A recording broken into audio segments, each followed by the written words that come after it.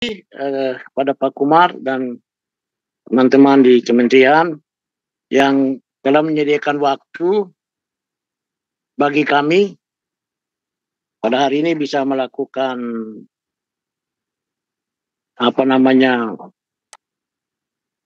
validasi ya. Asistensi, Pak. Asistensi KLHS RPJMD Provinsi Papua Barat Daya. Yang terhormat Pak John dan teman-teman di Unipa Manokwari yang membantu kami mendampingi untuk penyusunan dokumen KLHS RPJPD dan RPJMD yang sudah berjalan, dan kami bersyukur bahwa dari perjalanan ini satunya sudah selesai RPJPD dan hari ini kita masuk dengan mulai untuk tahapan RPJMD. Dan untuk Papua Barat Daya kita sedang berjalan bersama dengan teman-teman Baperinda yang menyusun RPJPD dan RPJMD. Nanti besok di Hotel Swiss Bell Kota Sorong kita akan duduk bersama terkait dengan RPJMD Papua Barat Daya. Sehingga ini momen yang tepat. Kami juga sudah melaporkan kepada Bapak Gubernur dan Bapak Sekda dan semua pimpinan OPD yang ada di Provinsi Papua Barat Daya pada hari ini untuk bisa mengikuti. Dan kita harus pastikan bersama bahwa konsep-konsep pembangunan berkelanjutan harus dipastikan terintegrasi dengan semua perencanaan pembangunan di wilayah Provinsi Papua Barat Daya.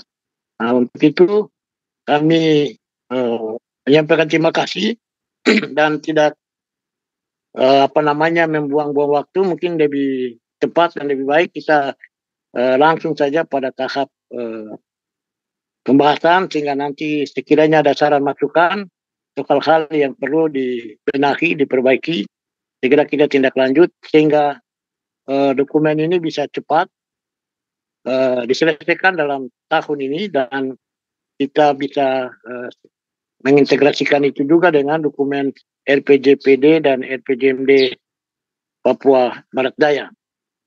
Mungkin demikian. Terima kasih dan waktu kami kembalikan.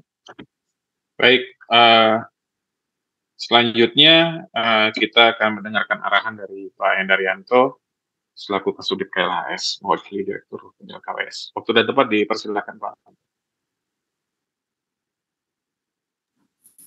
Baik, bismillahirrahmanirrahim. Assalamualaikum warahmatullahi wabarakatuh. Salam, Om Swastiastu, Namo Buddhaya, salam kebajikan. Yang saya hormati tentu saja Bapak Kepala Dinas Lingkungan Hidup Tanahan dan Kehutanan Provinsi Papua Barat, Bapak Kiri. Yang saya hormati Bapak Ibu pimpinan UPD di lingkup Provinsi Papua Barat yang hadir, yang juga mungkin sebagai anggota Pokja begitu atau yang mewakili. Kemudian yang saya hormati di sini hadir BPKTL 17 Manokwari ya, diwakili Bu Esti ini. Pak Monangnya nggak ada ya Bu ya? Iya Pak Monang lagi di lapangan Pak, izin beliau. Oke, baik. Maaf ya, yang saya hormati kemudian Bapak Ibu tenaga ahli pendamping penyusunan KLHS RPJPD Provinsi Papua Barat. Pertama-tama harus kita panjatkan puji syukur kepada Tuhan Yang Maha Kuasa bahwa hari ini kita masih diberikan kesehatan sehingga kita bisa menjalankan tugas kita masing-masing di tempat masing-masing gitu ya. Dalam hal ini adalah menyelesaikan dokumen KLHS RPJPD Provinsi Papua Barat. Tadi telah disampaikan oleh Pak Kadis bahwa Papua Barat telah menyelesaikan satu dokumen, satu KLHS untuk dokumen perencanaan yang jangka panjang, yaitu KLHS RPJPD. Nah, itu adalah satu langkah yang strategis begitu ya, karena disitulah kita meletakkan legacy atau warisan safeguard 20 tahun ke depan. Nah, jadi posisi dokumen KLHS RPJPD itu adalah sebuah safeguard bagaimana 20 tahun ke depan Papua Barat melaksanakan pembangunan secara garis besar gitu ya. Nah, saat ini maka kebijakan 20 tahun ke depan itu kita mau turunkan di level program. Makanya kita harus susun yang namanya rencana pembangunan jangka menengah daerah, di mana rencana tersebut pun harus dilengkapi dengan safeguard, yaitu KLHS. Nah, kenapa saya sebutkan ini? Bahwa saya ingin mengatakan bahwa ada keterkaitan, ada kesinambungan, harus ada keterkaitan, harus ada kesinambungan dokumen KLHS, RPJPD, dan RPJMD ini. Pada dasarnya, KLHS, RPJMD ini adalah mengejawantahkan atau menurunkan beberapa kebijakan yang telah ditetapkan di KLHS, RPJPD ke level program untuk 5 tahun pertama. Itu pada dasarnya. Jadi poinnya di situ. Baik, saya share screen beberapa cepat saja begitu ya. Saya akan pilih. Baik. Saya langsung ke sini saja. Nanti secara detail Pak Kumar atau tim yang akan menyampaikan. Nah, kita lihat ya. Ini adalah framework penyusunan KLHS, RPJPD, RPJMD menurut Permendagri 7 2018. Kita lihat untuk RPJMD harus menghasilkan goals berupa yang pertama tentu saja tujuan pembangunan daerah, sasaran strategisnya, dan yang terakhir program pembangunan daerahnya. Inilah yang akan bisa mengantarkan kita, yang akan bisa menjadi safeguard-nya untuk program-program di RPJMD-nya. Itu yang pertama. Kemudian, ini juga penting bagaimana isu diidentifikasi melalui berbagai klaster ya. Klaster pertama adalah klaster TPB, kemudian klaster lingkungan hidup dan perencanaan lain. Nah, isu-isu yang sudah ada di RPJPD kemudian diupdate di RPJMD untuk 5 tahun pertama. Bisa muncul isu baru atau harus terlihat relasinya atau kesinambungan isu yang ada di RPJMD ini sebenarnya di mana letaknya untuk RPJPD, di arah kebijakan yang mana begitu kira-kira. Nah, kemudian kita sintesakan isu itu untuk sampai ke, saya langsung saja, untuk sampai ke sini ya, untuk sampai ke indikasi yang tadi yang sudah saya sebutkan ya di depan gitu. Tujuan pembangunan daerah, sasaran strategis. Ya, ini adalah bagaimana kita 5 tahun pertama RPJMD, 5 tahun kedua kita terjemahkan, 5 tahun ketiga dan keempat. Nah, kita sekarang udah di 5 tahun pertama di mana isunya harus related ya, harus berkaitan gitu. Prioritas 5 tahun pertama mana yang mau dikerjakan. Isunya 5 tahun pertama bisa berasal dari berbagai kebijakan yang sudah ditetapkan atau mungkin melaksanakan fokus di satu kebijakan. Kira-kira bisa memilih seperti itu. Kemudian ini Kemendagri 900 yang bisa dirujuk untuk menyampaikan program. Tapi Bapak Ibu begini, saya sampaikan ya, bahwa di dokumen KLHS ini mungkin saja mengusulkan, namanya usulan ya, baik usulan program maupun usulan anggarannya gitu ya, di luar Kepmen 900 ini gitu. Jadi itulah KLHS sebenarnya, mengusulkan nanti tugasnya perencana bagaimana usulan-usulannya masuk punya rumah di program gitu. Itu poin saya. Jadi soalnya kalau kita terkunci, kita tidak akan pernah membuat inovasi begitu ya. Tapi nanti program-program usaha yang nanti dicarikan rumahnya oleh teman-teman di Bapeda kira-kira begitu. Sistematika laporannya saya pikir sudah biasa sama dengan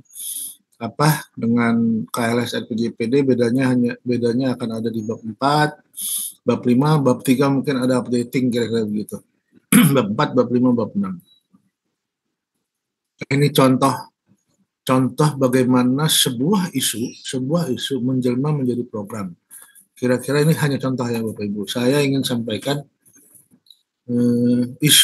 isunya adalah permasalahan tambang timah kemudian ya. Nah kemudian menjelma programnya bisa kita lihat ya, programnya menjelma menjadi ini kira-kira begitu.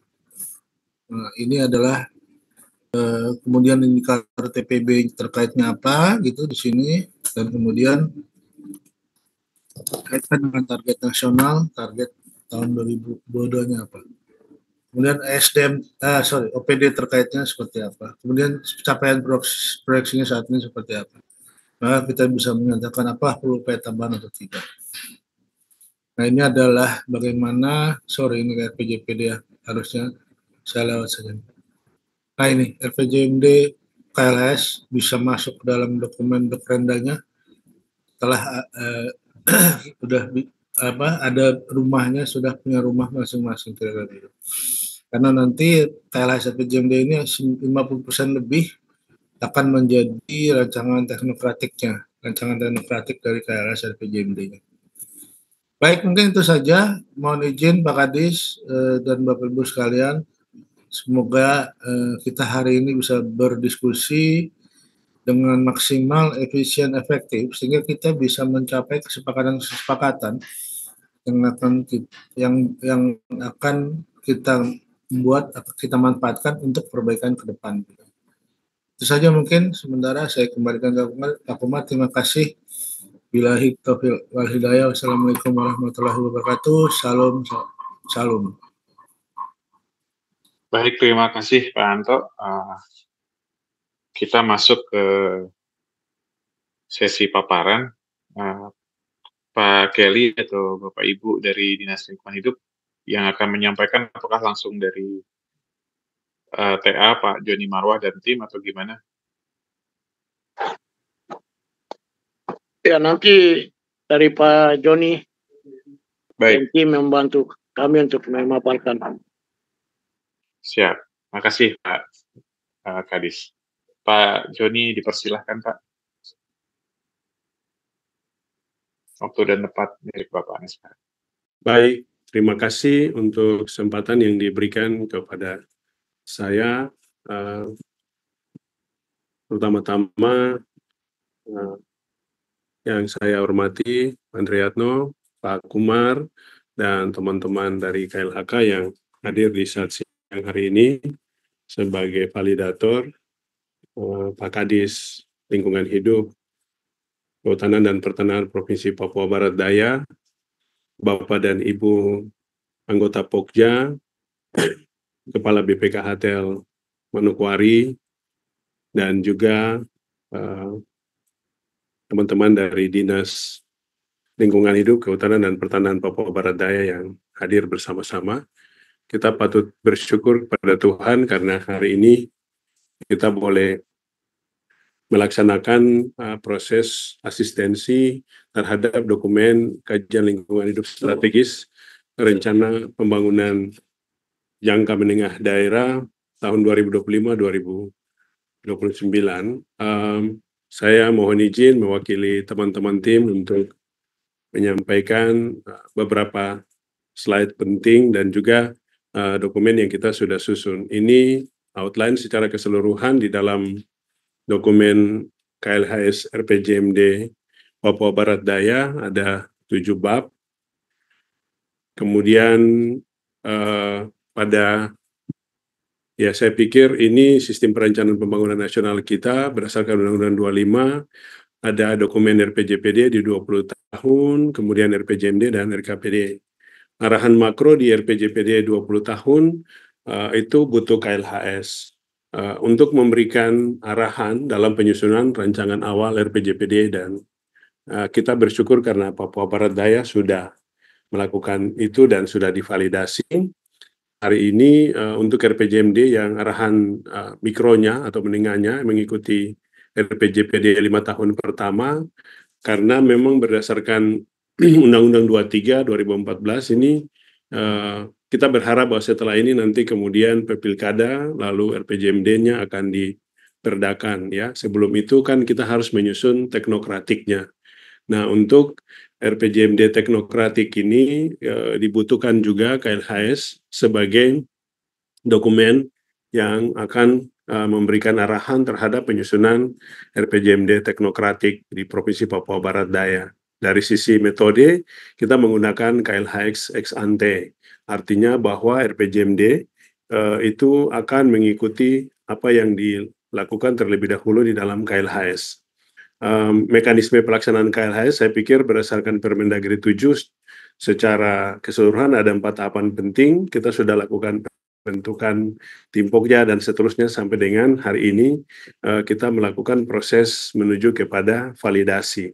Semua tahapan kita sudah lewati dan kita berharap bahwa nanti setelah ini ada catatan-catatan perbaikan yang akan diberikan. Ini dasar hukum, ya, saya pikir saya lewat saja.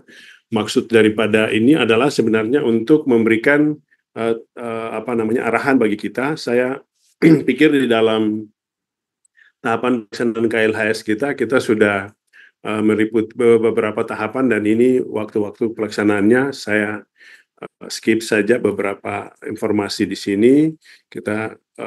Ini dasar teori perkembangan wilayah Papua Barat Daya karena memang ini sama dengan dokumen RPJPD. Ya, di sini perkembangan aktivitas kewilayahan karena sejak tahun 2020 memang perkembangan Papua Barat Daya ini masih bersama-sama dengan Provinsi Papua Barat dengan beberapa capaian-capaian misalnya yang berkaitan dengan APM, angka partisipasi murni dari SD SMP di bidang pendidikan, kemudian di bidang kesehatan, tapi juga dalam bidang ekonomi yang berkaitan dengan pertumbuhan wilayah seperti Kota Sorong dan Raja Ampat yang memiliki potensi sebagai wilayah pariwisata.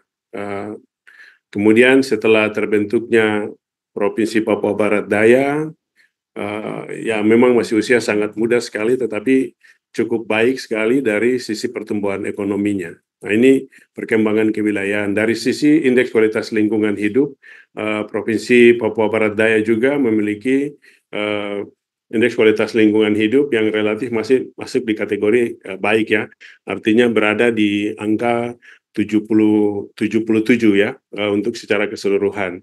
Dan ini memang perlu untuk terus dipertahankan dan ditingkatkan ke depan. Dari sisi EKLH ini memang harus berkontribusi juga terhadap ketersediaan potensi sumber daya alam yang ada di wilayah Papua Barat Daya, karena di darat maupun di laut wilayah ini memiliki potensi yang sangat tinggi. Lalu kami coba untuk menghubungkan itu dengan skenario lingkungan hidup Indonesia 2055. Ternyata Papua Barat Daya ada di posisi kuadran 2, di mana potensi sumber daya alamnya melimpah, tetapi masyarakat masih ada dalam kondisi yang tidak produktif ya, dari sisi produktivitas mereka, kecerdasan dari sumber daya manusia masih terbatas sehingga masih dalam kategori yang sangat rendah. Oleh sebab itu, memang dari sisi ini harus diupayakan untuk bisa meningkatkan kesejahteraan masyarakat dengan memanfaatkan potensi sumber daya alam yang ada di wilayah Papua Barat Daya. Kondisi umum Provinsi Papua Barat Daya dari sisi wilayah administrasi sekitar 3,914 untuk wilayah administrasi. Kemudian ini wilayah fungsional yang kami lakukan delineasi sekitar kurang lebih 11,49, dan ini memang cukup luas karena wilayah perairan, kemudian beberapa wilayah termasuk Provinsi Papua Barat juga didelineasi masuk ke dalamnya, misalnya Fakfak, Kabupaten Manokwari, Pegunungan Darfak, dan Teluk Bintuni. Karena memang wilayah fungsional ini adalah wilayah berbasis pada das, kemudian cekungan air tanah, tapi juga dalam konteks budaya yang masih ada hubungannya sehingga kita mendelineasi dengan luasan sekian. Kemudian ini D3 TLH yang berbasis jasa ekosistem untuk kondisi jasa ekosistem di Provinsi Papua Barat Daya. Dari sisi kategorinya atau kriterianya ada yang tinggi, sedang, dan rendah untuk kelas daya dukung lingkungan. Kemudian juga dari sisi daya tampungnya ada wilayah-wilayah yang sudah masuk kondisi kategori rendah juga. Nah, ini yang mungkin nanti akan menjadi perhatian. Ini kondisi vegetasi alami dengan top 5 vegetasi alami, yaitu vegetasi hutan pama, batu gamping, dan seterusnya, gambut, sampai dengan batuan ultrabasa pama. Ini wilayah ini memiliki masing-masing dengan proporsi yang cukup besar, yaitu sekitar 18, yang paling terendah adalah 12, ya, di vegetasi hutan batuan ultrabasa. Kemudian ini bentang alami, juga ada kurang lebih sekitar 5, yang paling terbesar ada di pegunungan struktural lipatan bermaterial batuan metamorfik. Ini untuk bentang alaminya. Kemudian tutupan dan fungsi kawasan hutan di Papua Barat Daya masih sangat baik sekali untuk sisi tutupannya, dan untuk kawasan hutan hampir semua fungsi kawasan ada, ya, baik hutan lindung, produksi, tapi juga kawasan konservasi yang luasnya hampir sekitar 1,2 juta hektar. Nah, untuk tutupan mangrove ada kurang lebih sekitar 449.000, dengan proporsi yang paling terus ada di Sorong Selatan, karena memang Sorong Selatan memiliki proporsi tutupan hutan mangrove yang sangat sangat besar. Kemudian untuk das kurang lebih ada sekitar 17.000, ya, panjangnya 17.188 km, dan potensi das di wilayah Papua Barat Daya ini sangat baik sekali karena berkaitan dengan menjaga kawasan-kawasan yang rawan terhadap bencana, dan ini memang harus dioptimalisasi dalam pengendalian terhadap pengelolaan sumber daya alam. Kemudian ini kesesuaian lahan pemukiman dari sisi kelas kesesuaian sangat rendah, sedang, dan tinggi sudah masuk di kategori rendah, juga sudah ada yang cukup besar, dan kategori rendah ini hampir mencapai sekitar 3 juta luasan totalnya, ya. Kemudian untuk kelerengan lahan paling tertinggi yaitu ada di yang lebih dari 40%. Artinya bahwa kawasan-kawasan ini kawasan-kawasan yang harus memang menjadi kawasan dilindungi dan memiliki risiko kerentanan yang cukup tinggi kalau kita intervensi untuk melakukan upaya-upaya pembangunan di area itu, dan luasannya sekitar 1,2 juta hektar. Kemudian ini daya dukung air yang terlampaui masih sedikit sekali, hanya sekitar 10.576 atau 75, tetapi itu perlu juga untuk dilakukan kegiatan untuk upaya memperbaiki yang sudah mengalami kondisi terlampaui, dijaga supaya jangan sampai terus bertambah. Yang belum terlampaui cukup besar, masih sekitar 3,9 juta. Dari sisi daya dukung pangan juga ada yang sudah terlampaui, kurang lebih sekitar 310.000 hektar. Nah, ini hal-hal yang memang juga menjadi gap yang kemudian bisa saja dicermati apakah ini dalam waktu 5 tahun ke depan bisa untuk dilakukan upaya untuk memperbaiki status tersebut. Kemudian ini jasa ekosistem untuk penyedia air, kemudian penyediaan pangan.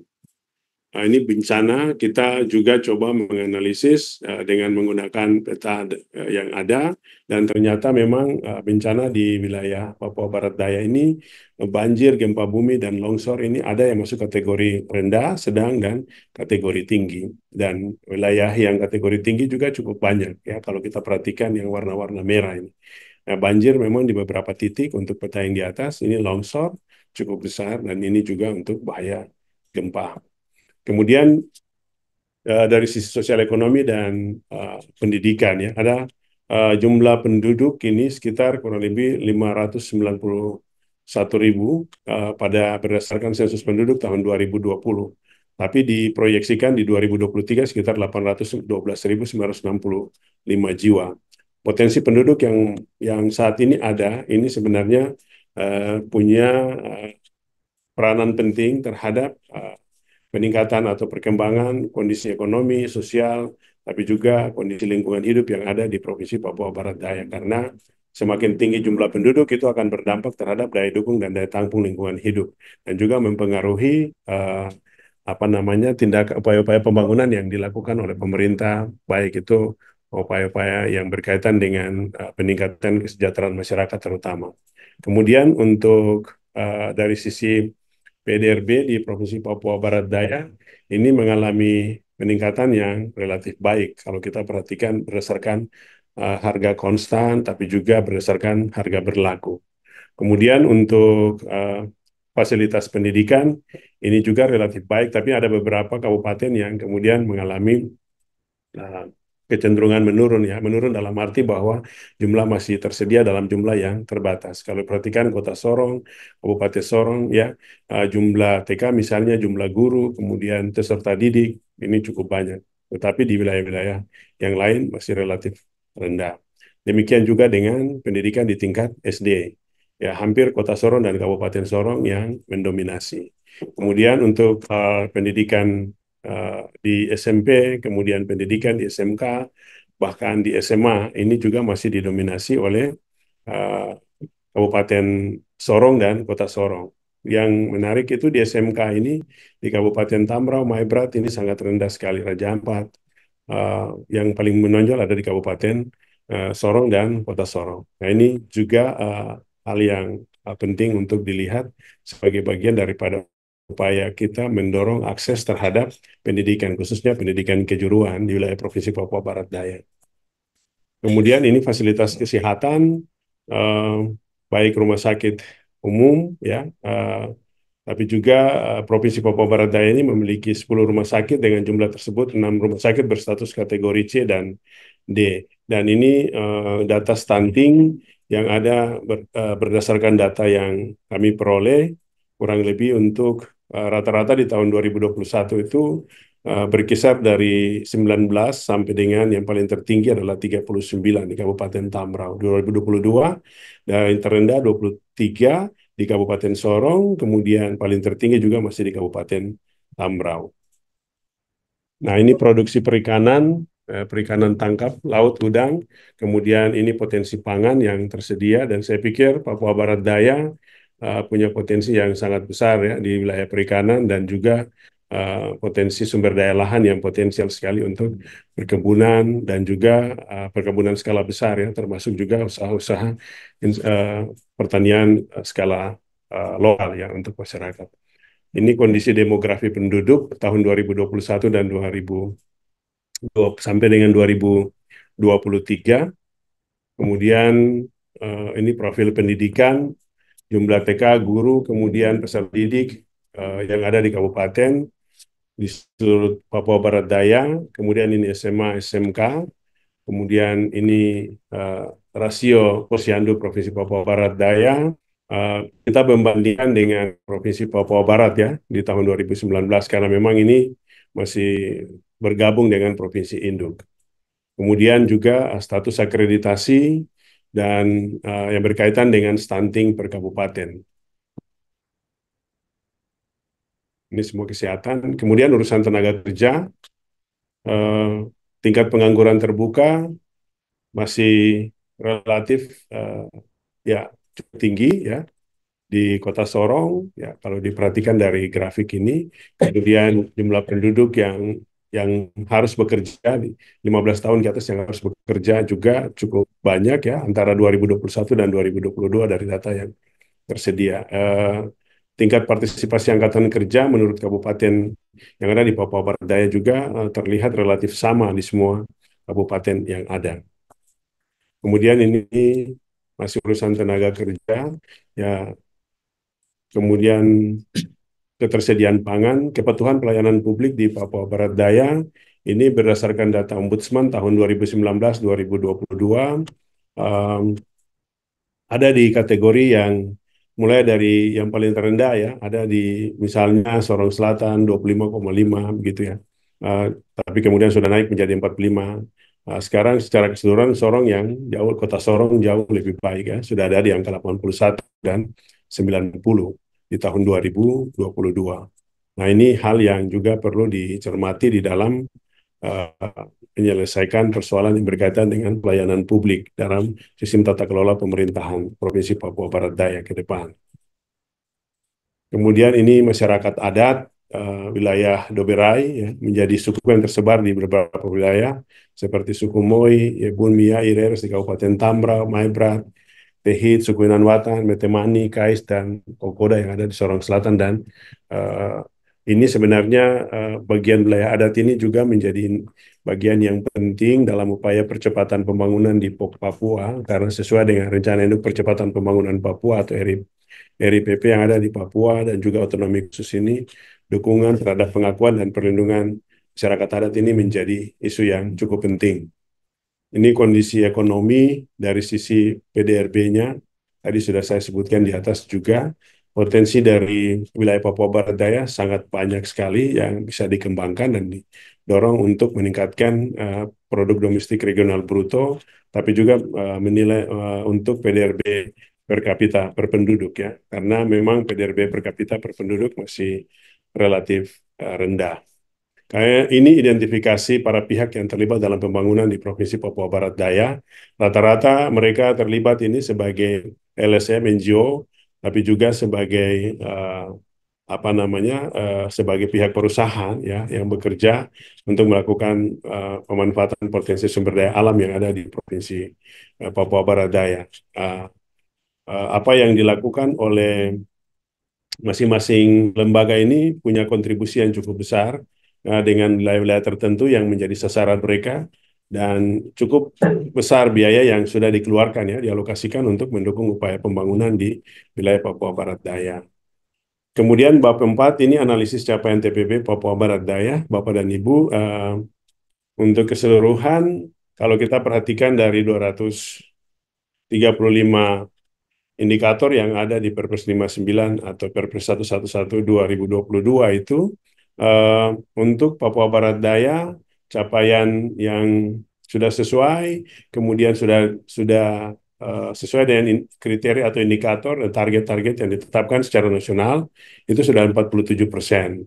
Sedangkan yang masih belum ada data 16, 9% itu belum dilaksanakan dan belum mencapai target. Kemudian yang SB atau yang sudah dilaksanakan tapi belum mencapai target itu ada 28%.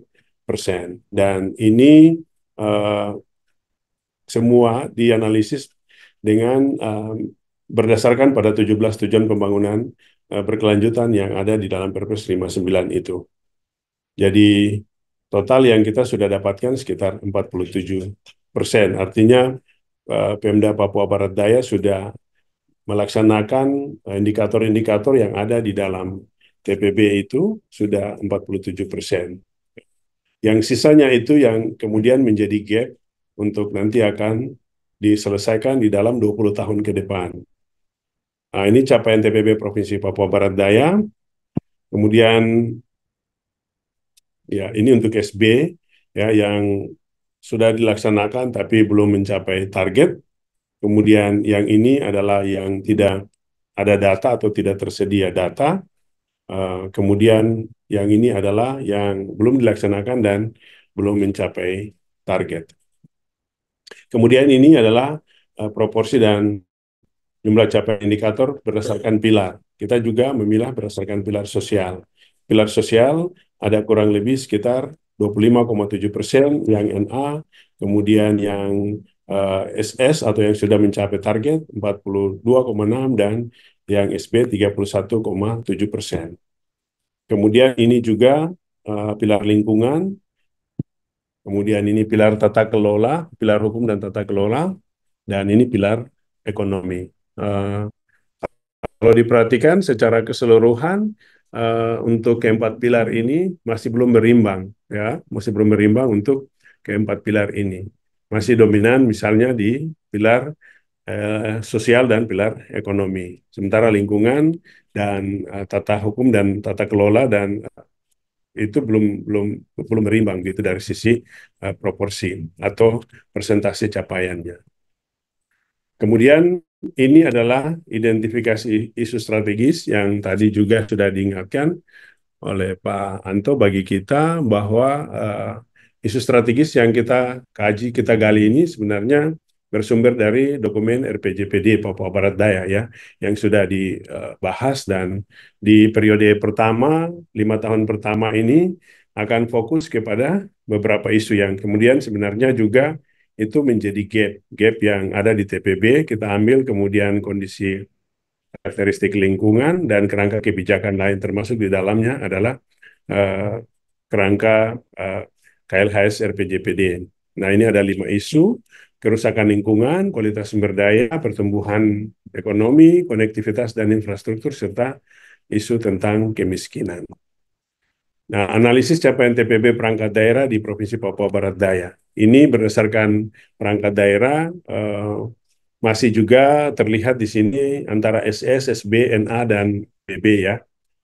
Banyak OPD yang belum bisa melaksanakan kriteria dan indikator itu dengan baik, baik yang masuk kategori belum dilaksanakan dan belum mencapai target, yang belum tersedia data, bahkan juga yang sudah dilaksanakan tapi belum mencapai target. Nah, ini juga menjadi perhatian untuk menjadi isu ya, atau permasalahan yang perlu untuk diselesaikan juga. Ini indikator yang sudah mencapai target atau SS berdasarkan OPD. Ya, misalnya Dinas Tenaga Kerja, Transmigrasi Energi dan Sumber Daya Mineral ada 6, kemudian Dinas Sosial Pemberdayaan Perempuan dan Perlindungan Anak ada 13, kemudian Dinas Kesehatan Pengendalian Penduduk dan Keluarga Berencana 18, dan seterusnya. Ini sudah mencapai target. Tapi ini juga belum mencapai target ya, masih lumayan. Ada yang 10, ada yang 11 begitu. Dan ini cukup mempengaruhi persentase atau proporsi ketercapaian terhadap TPB itu sendiri. Kemudian ini yang belum dilaksanakan dan belum mencapai target. Ada yang 2, ada yang 4, dan ada yang 1. Ini yang belum ada data. Nah, dari yang belum ada data, kemudian yang sudah dilaksanakan tapi belum mencapai target, dan juga yang belum dilaksanakan, sudah dilaksanakan tapi belum mencapai target, dan yang belum dilaksanakan dan belum mencapai target itu kemudian dilihat sebagai permasalahan yang perlu untuk diselesaikan. Artinya itu dianalisis. Meskipun yang sudah dilaksanakan, sudah mencapai target juga tetap di dalam 5 tahun ke depan itu menjadi perhatian juga untuk dilaksanakan. Nah, kita coba menganalisis beberapa pengaruh dari melihat berkaitan dengan misalnya untuk Badan Pendapatan Keuangan dan Aset Daerah. Untuk Badan Pendapatan Keuangan Aset Daerah ada faktor-faktor yang berpengaruh, misalnya ya yang berkaitan dengan total pendapatan pemerintah sebagai proporsi terhadap PDB menurut sumber daya, sumbernya, kemudian jumlah alokasi pemerintahan, dan lain seterusnya. Ini bagian yang kita coba juga untuk lakukan dalam analisis ini. Kemudian ini Dinas Lingkungan Hidup dan Pertanahan, Bapak dan Ibu saya skip saja supaya cepat. Kemudian, maaf, ini adalah anggaran yang mendukung TPB di Papua Barat Daya, kurang lebih sekitar 1,5 triliun ya. Kemudian ini anggaran yang dikontribusikan oleh pemangku kepentingan ya dalam pencapaian masing-masing tujuan pembangunan atau masing-masing pilar. Dari sisi sosial ada 31 mitra, 163 program dengan dana 25,5 miliar per tahun. Kemudian di sisi lingkungan ada 17 mitra, 65 program, sekitar 11,5 miliar. Ini kontribusi mereka cukup besar ya di dalam upaya-upaya pembangunan di Papua Barat Daya. Kemudian ini anggaran pemangku kepentingan dalam pencapaian TPB berdasarkan pembiayaan filantropi ya. Ini juga berkontribusi cukup besar. Kemudian Bapak dan Ibu saya lanjut kepada proyeksi daya dukung daya tampung yang kita coba hitung. Ternyata dari sisi proyeksi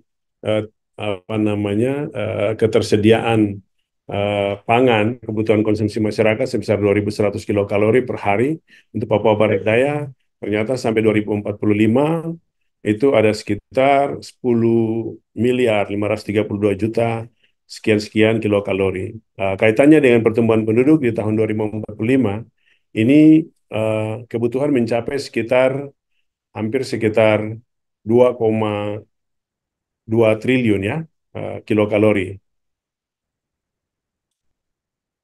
Kemudian ini proyeksi daya dukung daya tampung lingkungan hidup air di Papua Barat Daya, dan dari sisi jasa penyedia jasa ekosistem kita coba menganalisis berdasarkan kategori sangat rendah, rendah, sedang, tinggi, dan sangat tinggi. Dan ternyata masih ada di dalam kategori yang sangat tinggi ya, cukup baik dan aman begitu. Kemudian ini kebutuhan dan ketersediaan.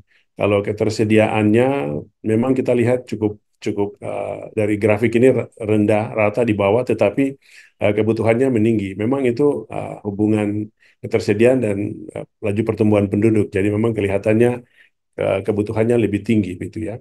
Tapi dari sisi ketersediaan jumlah air itu sangat banyak sekali ya. Ya, potensinya cukup tersedia.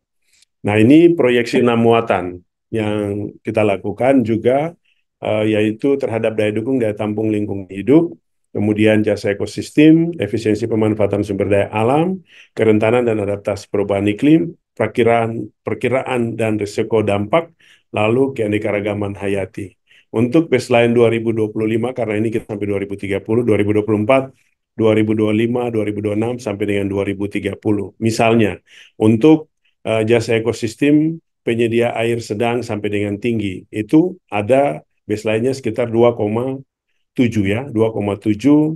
Ini di dalam satuannya sekitar 2,7 juta ya. Dan ini menurun ya, 2,7 juta menurun. Kemudian 2025 juga mengalami penurunan, tapi penurunannya tidak terlalu banyak ya, tidak terlalu signifikan. Sehingga di akhir tahun, di tahun 2030 itu selisihnya hanya sekitar 0, ya 0, sekian persen begitu terhadap penurunan, dan ini memang masih relatif baik. Demikian juga dengan efisiensi pemanfaatan sumber daya alam. Jadi kita coba untuk menganalisis dan ternyata kondisi BAU-nya seperti itu.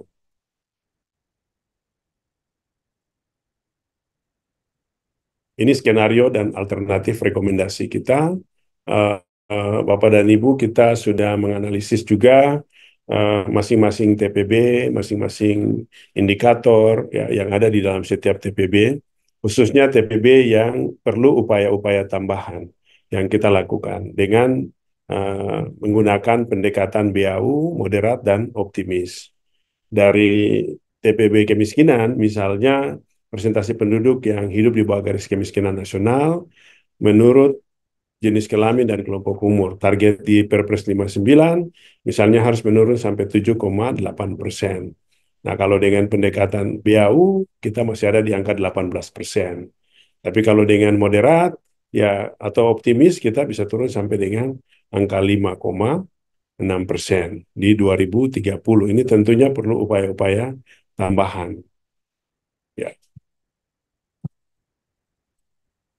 Ini tanpa kelaparan, kemudian TPB 3 kehidupan sehat dan sejahtera juga, kemudian TPB 4 pendidikan berkualitas, TPB 6 akses air bersih dan sanitasi layak, TPB 7 energi bersih dan terjangkau, kemudian TPB 8 pertumbuhan ekonomi, TPB 10 berkurangnya kesenjangan, TPB 11 kota dan pemukiman berkelanjutan, kemudian TPB 16 perdamaian, keadilan, dan kelembagaan. Dan masing-masing ini setelah dianalisis untuk 5 tahun ke depan, dibuat juga deskripsi permasalahan, lalu rekomendasi sasaran pokok kira-kira seperti apa, dan kemudian strategi yang harus dilakukan adalah seperti apa.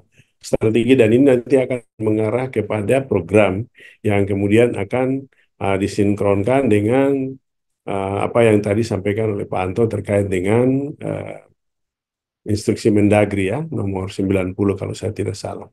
50 gitu ya, 900, nomor 900 ya. Itu. Kemudian ini TPB 17. Setelah itu kita melakukan penentuan target 6 muatan ya. Target 6 muatan kita sebenarnya dari 2025 sampai 2030 itu, misalnya untuk daya dukung daya tampung air mau turun berapa banyak, atau mau mengalami pengurangan berapa banyak, atau meningkat berapa banyak. Nah, ini yang kita lakukan upaya dengan mencoba menganalisis, menskenariokan itu untuk 5 tahun. Misalnya untuk daya dukung daya tampung air dari 57,4 miliar ini dengan status meningkat di tahun 2006, dia akan meningkat menjadi 2026 menjadi 57,415 sampai di tahun 2030 menjadi 429. Jadi terjadi peningkatan. Itu target yang ada di dalam berdasarkan analisis 6 muatan. Kemudian juga jasa ekosistem, efisiensi pemanfaatan sumber daya alam, kerentanan terhadap adaptasi dan perubahan iklim, kita menggunakan indeks kerentanan dan adaptasi perubahan iklim, yaitu dengan 3 kategori cukup, rentan 2, dan kategori cukup dan agak rentan 1 ya. Ini skenario dan alternatif TPB yang khususnya untuk data yang NA, yang tidak memiliki data. Ya, kita memberikan upaya-upaya tambahan yang perlu ditingkatkan oleh perangkat daerah. Ya. Misalnya dengan integrasi data berbagai sumber, pelatihan penggunaan data, manajemen kualitas data, atau misalnya membentuk SDG Center sebagai pusat data di mana semua data-data SDGs itu dimasukkan di situ. Kemudian ini adalah rekomendasi kita terkait dengan sumber pembiayaan, karena memang salah satu hal yang menjadi permasalahan itu adalah soal pendanaan. Dan saat ini juga sebenarnya banyak peluang-peluang pendanaan dari mitra yang bisa juga berkolaborasi dengan pemerintah daerah untuk mendukung upaya pembangunan ya, termasuk misalnya KPBU ya atau RIDF yang bisa dipakai sebagai dana untuk mendukung pembangunan di Provinsi Papua Barat Daya. Nah, ini adalah peta yang kita coba mengarahkan ya, basis pada visi dan misi ya yang sudah ditetapkan di dalam RPJMD, yang coba di KLHS ini kita drafting ya, kita bikin draft, nanti silakan teman-teman di Baperinda yang menyusun dokumen RPJMD melihat terkait dengan apa yang ada di KLHS. Di dalam arahan yang misalnya kita coba buat secara spasial berkaitan dengan transformasi pembangunan di Papua Barat Daya, karena memang sasaran visi kita yang pertama itu adalah mendorong untuk 5 tahun pertama ini bagaimana ada transformasi. Ini dibangun dari data KLHS RPJPD yang 20 tahun. Karena memang bagaimanapun juga Papua Barat Daya ini butuh perubahan, tapi perubahan itu tetap berbasis kepada ya tadi yang di awal sudah saya sebutkan, RIP Papua, Papua Cerdas, Papua Sehat, dan Papua Produktif itu. Ya, ini juga yang berkaitan dengan transformasi ekonomi menuju Papua produktif, mewujudkan tata kelola terintegrasi dan melayani. Ini visi yang kita coba desain, transformasi Papua Barat Daya menuju masyarakat yang sehat, cerdas, dan produktif. Dengan 4 misi utama, menjadikan hilirisasi SDA berbasis riset inovasi dan produktivitas tenaga kerja di Papua Barat Daya, mewujudkan pemenuhan layanan dasar kesehatan, pendidikan, dan perlindungan sosial, memperkuat ketahanan sosial budaya dan ekologi, dan mewujudkan tata kelola terintegrasi dan melayani. Ini juga kita sudah coba buat milestone-nya ya, berdasarkan masing-masing. Misalnya transformasi ekonomi di Kota Sorong itu arahnya kemana? Kabupaten Sorong itu kemana? Kabupaten Sorong Selatan, Raja Ampat, Maibrat, Tamrau, arahnya kemana? Transformasi sosial seperti apa? Kemudian transformasi lingkungan juga seperti apa? Dan transformasi tata kelola di masing-masing kabupaten kota dengan melihat kondisi secara keseluruhan. Demikian beberapa yang dapat saya sampaikan Bapak Ibu.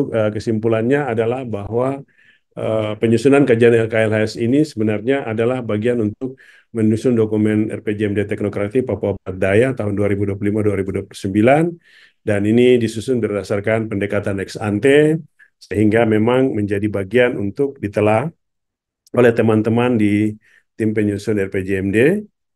Dan dari hasil telahan Pokja KPMJ mengakomodir 235 indikator yang merupakan kewenangan provinsi ya, yang diadopsi dengan metadata saat pada Perpres 59 2017. Papua Barat Daya memiliki luas wilayah administrasi berdasarkan data BIK itu sebesar 3,9 juta hektar, dan ada 5 kabupaten 1 kota. Kemudian ini juga menyelenggarakan 235 indikator, di mana 111 telah mencapai target, 65 telah dilaksanakan dan belum mencapai target nasional, 55 belum memiliki data, dan 32 belum dilaksanakan. Isu strategisnya ada 5, kerusakan lingkungan, kualitas sumber daya manusia, pertumbuhan ekonomi, konektivitas dan infrastruktur wilayah, kemiskinan. Capaian tujuan pembangunan berkelanjutan di Papua Barat Daya menunjukkan bahwa 28% atau 65 indikator belum memenuhi target nasional. Dari jumlah tersebut, proyeksi BAU 2025-2029 mengindikasikan beberapa indikator memerlukan upaya tambahan dan program intervensi agar dapat mencapai target nasional di tahun 2029. Sekian dan terima kasih untuk apa yang saya sampaikan. Mohon maaf apabila ada yang kurang di dalam penyampaian ini. Terima kasih, saya kembalikan waktu kepada Pak Kumar. Baik, terima kasih Pak Joni. Pak Kadis, apakah ada yang ingin ditambahkan sebelum kita masuk ke sesi diskusi? Silakan Pak Kadis. Belum terbuka mic-nya, Pak. Ya, Pak Kumar, sementara belum ada. Nanti kita dilanjutkan di diskusi. Baik, Pak. Terima kasih, Pak. Terima kasih, Pak Joni dan tim. Baik, kita akan masuk ke saran tanggapan, gitu ya, terkait dengan hasil yang sudah sudah dipaparkan dan sebetulnya dokumen juga sudah kita terima, Bapak Ibu. Ada beberapa hal sebetulnya menjadi catatan kami itu nanti akan disampaikan oleh kami. Ada Mbak Via, ada Mbak Eki, ada Mbak Ismi, dan ada saya juga gitu ya. Nanti juga mungkin ada masukan juga dari Pak Anto terkait dengan hasil dokumen. Jadi yang pertama itu sebetulnya kita melihat konsistensi ya Bapak Ibu ya. Konsistensi terkait dengan apa yang sudah dilakukan di dalam KLHS RPJPD, terus dan masuk ke KLHS RPJMD. Karena kan kita sudah tahu bahwa ini satu proses yang sebetulnya bersamaan. Dan waktu tahun penyusunannya pun sama, tahun 2024 gitu ya. Nah, yang kedua, nanti kita lihat coba bagaimana indikator dari TPB gitu ya, itu dipergunakan. Itu yang kedua. Terus yang ketiga, Bapak Ibu, terkait dengan mungkin dengan isu strategis ya.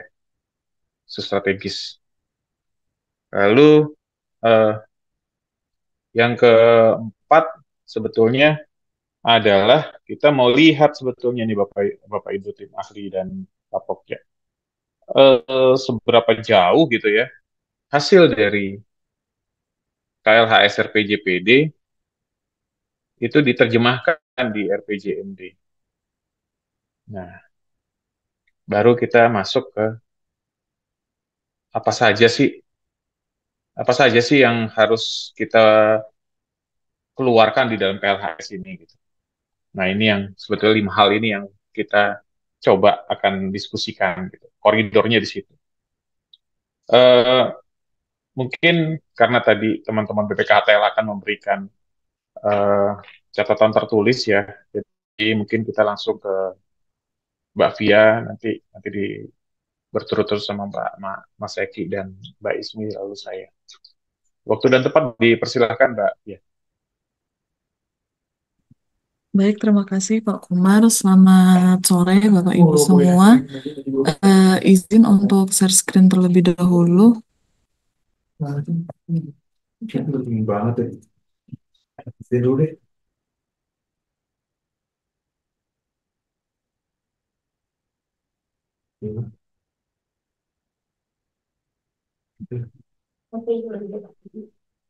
Baik, di sini perkenalkan nama saya Via. Di sini saya akan menyampaikan hasil telaah dari dokumen KLHS RPJMD Provinsi Papua Barat Daya untuk tahun 2025 sampai 2029. Yang pertama yaitu untuk surat permohonan asistensi validasi KLHS RPJMD Papua Barat Daya.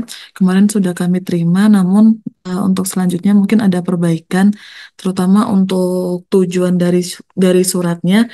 Untuk surat permohonan asistensi sendiri ditujukannya cukup pada Direktur PDLKWS. Baru nanti kemudian ketika diajukan validasi KLHS, maka suratnya ditujukan kepada Menteri Lingkungan Hidup dan Kehutanan, CQ, Direktur Jenderal PKTL. Kemudian untuk dokumen KLHS agar dilakukan perbaikan sesuai saran dan masukan. Kemudian untuk checklist kelengkapan lainnya sudah sesuai dengan yang dipersyaratkan. Selanjutnya yaitu untuk catatan umum, untuk daftar isinya sendiri sudah sesuai dengan Juknis Permendagri 7 tahun 2018, sehingga belum ada perbaikan, namun nanti saat pengajuan mungkin bisa dirapikan kembali untuk isinya karena masih agak terlihat lebih runtut gitu. Ini siapa yang coret-coret?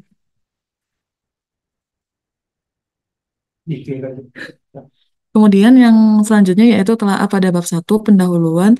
Untuk latar belakang sendiri sudah dilakukan dengan cukup baik, namun mungkin pada bagian akhir latar belakang nanti perlu ditambahkan alasan perlunya disusunnya RPJMD ini, dan kemudian ditambahkan juga terkait dengan Surat Edaran Menteri Dalam Negeri tahun 2022 dan tahun 2023 tentang pembuatan pelaksanaan KLHS RPJPD dan RPJMD serta SE Menteri LHK nomor 54 tahun 2024 kemarin.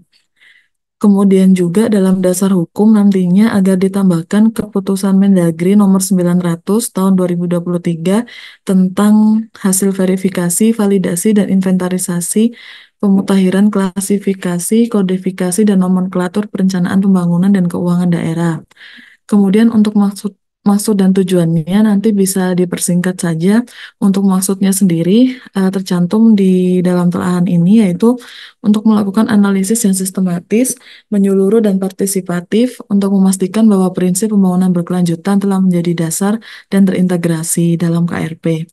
Kemudian untuk tujuannya, untuk tujuan KLHS RPJM sendiri ada dua, yaitu tersusunnya sasaran strategis, dan yang kedua tersusunnya program pembangunan berdasarkan indikator TPB.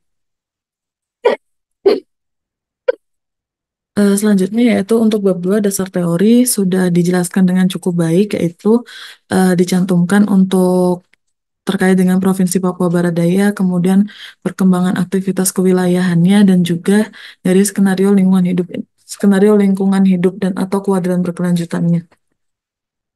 Ya, selanjutnya yaitu untuk bab 3 kondisi umum daerah. Yang pertama yaitu terdapat beberapa pembahasan yang belum lengkap untuk petanya, yaitu untuk wilayah administrasi perencanaan dari Provinsi Papua Barat Daya, kemudian penjelasan terkait topografi, kelerengan, dan ketinggian wilayah juga belum ada petanya. Kemudian untuk ekoregion khususnya KVA dan KBA juga perlu ditambahkan untuk petanya. Mungkin sudah muncul tabel-tabel dan luasannya, tapi untuk petanya sepertinya yang tadi disampaikan belum ada dalam dokumen. Kemudian untuk peta KVA dan KBA juga nantinya agar disesuaikan simbologinya dengan SK Menteri LHK nomor 1272 tahun 2021. Kemudian dalam dokumen juga ada pembahasan terkait dengan Volunetzing 2030 di Provinsi Papua Barat Daya, namun belum cukup lengkap, hanya judul subbab saja. Nah, itu nanti bisa tolong dilengkapi. Kemudian untuk data terkait dengan keanekaragaman hayati tinggi, nantinya jika ada data spasialnya bisa ditampilkan terkait dengan NKT atau HCV di Provinsi Papua Barat Daya. Selanjutnya yaitu masih di bab 3 untuk kondisi ekonominya di sini menampilkan untuk pertumbuhan PDRB. Nah, ini nanti bisa ditambahkan untuk kondisi umum keuangan daerahnya bisa bersumber dari laporan kinerja keuangan Provinsi Papua Barat Daya, kemudian hasil monitoring keuangan daerahnya seperti apa. Kemudian untuk peran para pihak di Provinsi Papua Barat Daya pada tabel 44, hasil identifikasinya itu sepertinya hanya ada dua mitra pemerintah atau filantropi di situ, di state WWF Indonesia dan 3GI. Nah, ini mungkin nanti bisa dilakukan pengecekan kembali apakah memang hanya ada dua mitra pemerintah Provinsi PBD, karena ketika kami lihat di dokumen KLHS RPJPD-nya sendiri banyak disebutkan, yaitu ada Bank Indonesia, kemudian Bank Mandiri, Bank Papua, dan juga banyak perusahaan-perusahaan seperti PT Pertamina dan lain-lain yang memang CSR-nya juga ada di Provinsi Papua Barat Daya. Kemudian juga selain itu untuk peran para pihak nantinya juga bisa ditambahkan dari organisasi masyarakat maupun lembaga pendidikan. Berikut merupakan acuan untuk data-data terkait dengan 6 muatan KLHS yang nantinya bisa dilakukan pengecekan kembali kira-kira data apa saja yang perlu dilengkapi sesuai dengan kondisi wilayah dari Papua Barat Daya. Selanjutnya yaitu untuk bab 4 analisis tujuan pembangunan berkelanjutan.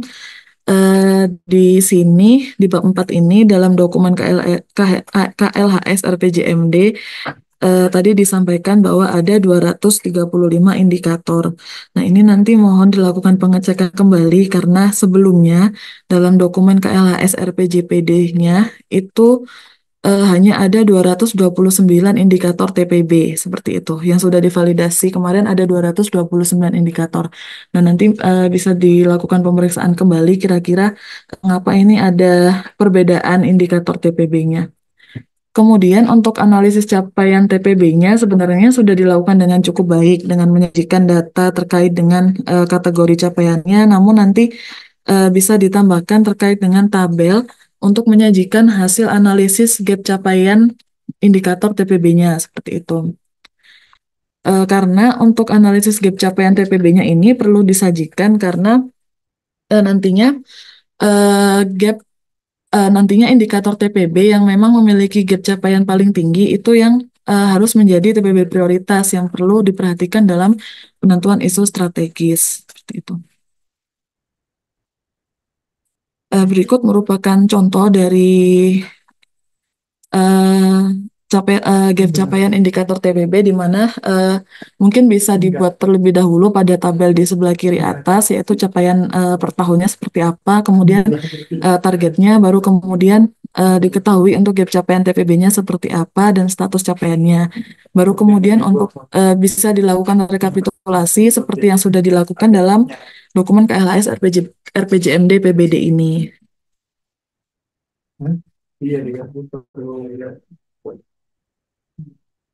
Selanjutnya yaitu untuk penentuan isu strategis. Yang pertama dalam penentuan isu strategis mungkin bisa diperhatikan dalam bagian ini di mana ada 3 isu pembangunan berkelanjutan yang perlu menjadi pertimbangan dalam penentuan isu PB strategis.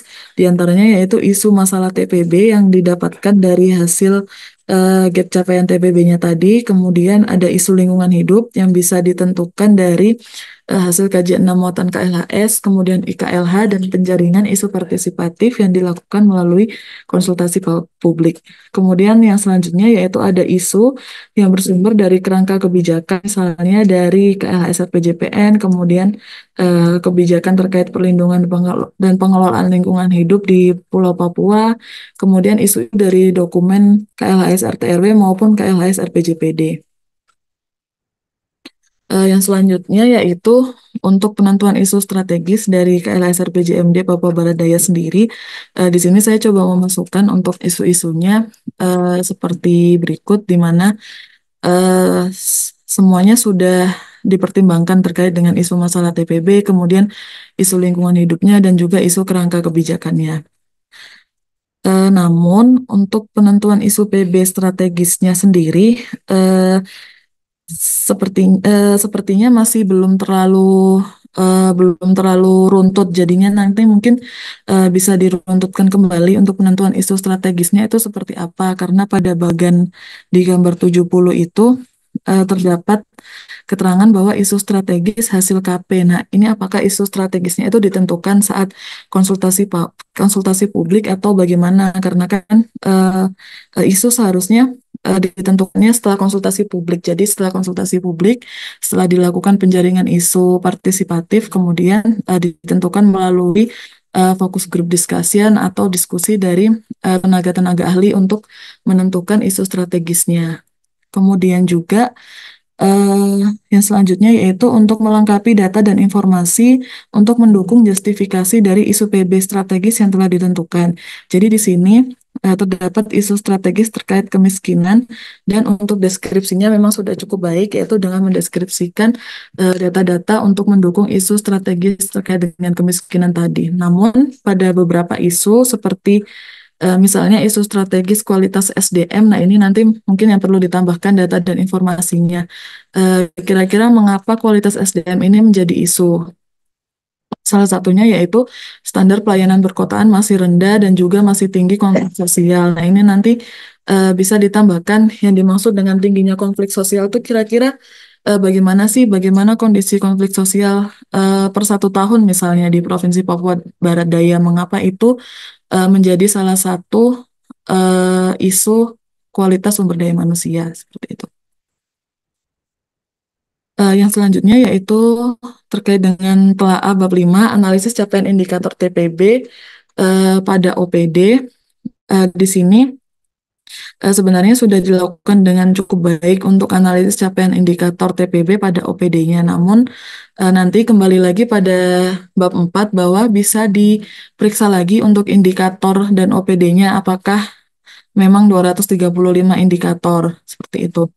Kemudian juga untuk bab 5 ini mohon nanti bisa ditambahkan analisis terkait dengan yang pertama yaitu analisis capaian indikator pada OPD berdasarkan proporsi anggaran, kemudian analisis capaian indikator berdasarkan peran para pihak terhadap target TPB, dan juga dilengkapi pula untuk analisis proyeksi dari capaian indikator TPB-nya. Untuk proyeksi capaian indikator TPB-nya nanti bisa dilengkapi untuk proyeksi dari capaian TPB Provinsi Papua Barat Daya, kemudian peran para pihak dan juga proyeksi dari indikasi anggarannya. Kemudian juga untuk proyeksi dari daya dukung dan daya tampung lingkungan hidup sudah dilakukan dengan cukup baik juga, yaitu ada proyeksi untuk air, kemudian jasa ekosistem, IKLH, dan sebagainya. Berikut merupakan contoh dari analisis capaian indikator pada OPD berdasarkan proporsi anggaran. Untuk RPJMD sendiri, jadi bisa dilengkapi tabel terkait dengan capaian kinerja dari tahun-tahun sebelumnya, kemudian capaian TPB berdasarkan OPD dari kondisi saat ini, dan disandingkan dengan target nasional sesuai dengan Perpres nomor 59 tahun 2017. Kemudian juga untuk anggarannya juga bisa ditambahkan dalam analisis capaian indikator ini. Selanjutnya yaitu untuk analisis capaian indikator dari peran para pihak atau filantropi juga disajikan sesuai dengan contoh berikut, di mana dilengkapi untuk TPB-nya apa saja, kemudian para pihaknya siapa saja, kemudian kegiatan apa yang dilaksanakan oleh filantropi tersebut, lokasi, dan juga anggaran dalam melaksanakan kegiatan atau programnya tadi. Kemudian masuk ke analisis proyeksi capaian indikator TPB. Ini hasil dari analisis capaian indikator yang sudah dilakukan pada awal bab 5 yang kemudian dibuat analisis proyeksinya dalam per waktu 1 tahun dalam kurun waktu RPJMD ini. Jadi 2025, kemudian 2026 sampai 2029. Kemudian juga kira-kira indikasi anggaran per tahunnya itu berapa, itu juga harus keluar dalam tabel analisis proyeksi ini.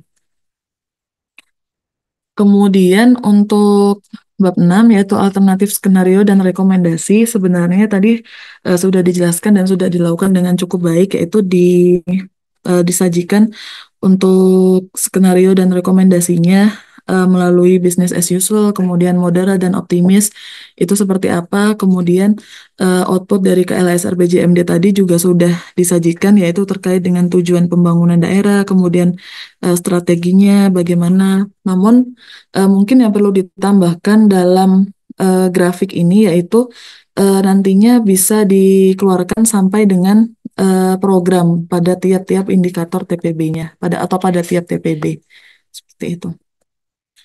Lanjut yaitu untuk bab 6 catatannya sama seperti tadi, yaitu agar menambahkan hasil proyeksi capaian dan target capaian dalam tabel 71. Jadi tabel 71 ini sudah cukup baik, di mana sudah ada untuk capaian tahun 2022, kemudian hubungan dengan isu strategisnya itu isu yang mana, namun masih banyak proyeksi dan target yang belum terisi. Jadi hampir semuanya belum terisi untuk proyeksi dan target dalam tiap-tiap indikator. Nah, ini nanti mohon bisa dilengkapi. Kemudian juga untuk programnya, untuk pengisian pada kolom program nantinya bisa memperhatikan untuk kodifikasi program dan OPD yang membidangi dalam urusan tersebut. Untuk kodifikasinya bisa dilihat pada Keputusan Menteri Dalam Negeri Nomor 900 Tahun 2023 yang tadi sudah disampaikan oleh Pak Hendaryanto juga, yaitu terkait dengan hasil verifikasi, validasi dan inventarisasi pemutakhiran klasifikasi, kodifikasi dan nomenklatur perencanaan pembangunan dan keuangan daerah. Baik, itu saja mungkin dari saya. Ada kurang lebihnya mohon maaf. Saya akhiri. Wassalamualaikum warahmatullahi wabarakatuh. Waalaikumsalam. Terima Terima kasih. kasih, Pia. Mbak Ismi, Mas Eki, ada tambahan? Ada Pak. Silakan, silakan. Namanya Eki aja deh. Baik, mohon izin Bapak Ibu, Assalamualaikum warahmatullahi wabarakatuh. Perkenalkan saya Eki dari Pokja PNS Wilayah Sulawesi, Kalimantan, Maluku, dan Papua. Mungkin catatannya sedikit saja Bapak Ibu. Mungkin ini nanti saya coba share screen langsung di dalam dokumennya.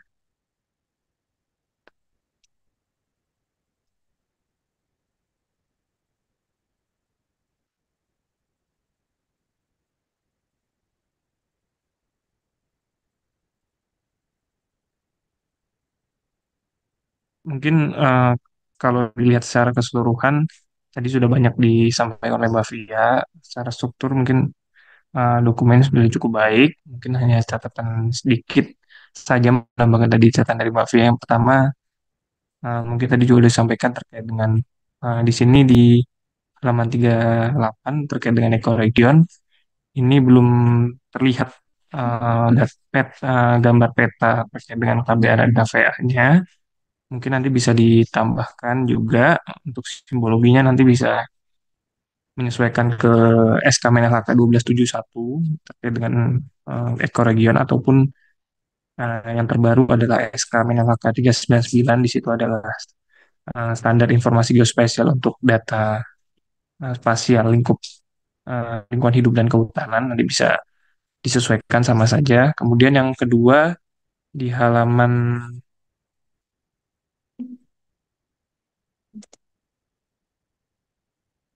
dengan data Polu ini sepertinya di subbabnya sudah ada, tapi mungkin belum mungkin terlewat pada saat ingin ditambahkan narasi. Ini belum ditambahkan narasi dan mungkin data rencana operasi Polu apa saja yang ada di wilayah di Provinsi Papua Barat Daya nanti mungkin bisa ditambahkan, karena di sini sepertinya judul subbabnya sudah aja, tapi mungkin untuk data volume-nya belum ditambahkan.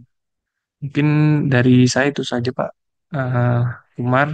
Waktu dan tempat saya kembalikan ke Pak Umar. Terima kasih. Baik, Ismi. Belum masuk, Ismi. Suaranya. Halo, ya tes. Oke, sudah.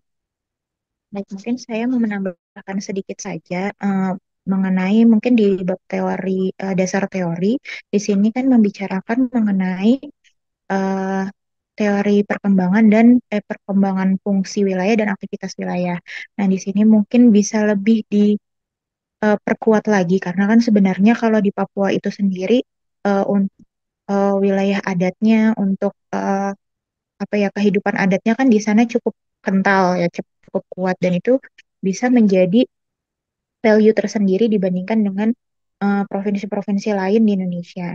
Nah, mungkin di sini yang saya sudah baca untuk RPJM itu yang sudah baik dalam penggambaran perkembangan fungsi wilayah dan aktivitas wilayahnya itu contohnya yaitu DKI Jakarta. Jadi di sana itu mungkin saya sekalian untuk share dokumennya.